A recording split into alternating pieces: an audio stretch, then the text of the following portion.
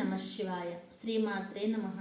నేను ఇప్పుడు చెప్పాలనుకునేది నాయన, ప్రతి ఒక్క స్త్రీకి నాయన, పిల్లలు లేనోళ్ళకి ఇప్పట్లో చాలా మందికి నాయన గర్భసంచిక అనేది నీరు బుడ్డలు అనేటివి ఉండే నాయన.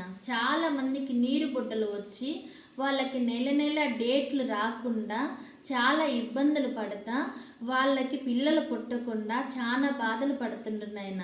నాకు మా గురువుగారు చెప్పిన విద్య నాయన ఇది. నేను మీకు అందరికీ చెప్తున్నాను నాయన. చిన్న చిట్కా నాయన, ఇది పెద్దది కూడా కాదు నాయన, చిన్నది ఇది.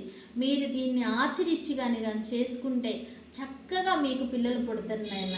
ఇది మాత్రం ఖచ్చితంగా నెరవేరద్దు నాయన.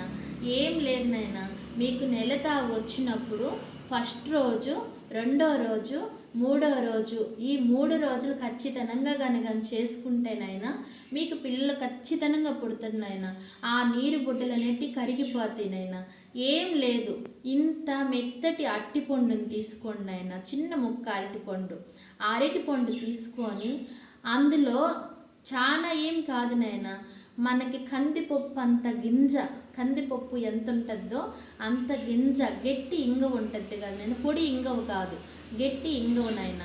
ఆ ఇంగువ తీసుకొని ఆ చిన్న ముక్క తీసుకొని, అది కూడా కందిపప్పు మోయినే, ఇంకెక్కువ పెట్టకూడదు, మళ్ళీ అంత తీసుకొని అరటిపండులో పెట్టుకొని మీరు ఉదయాన్నే దాన్ని మింగేసేయాలి నేను. ఏం తినకుండా పడగడుపుని దాన్ని మింగేసేయాలి నేను అరటిపండుని.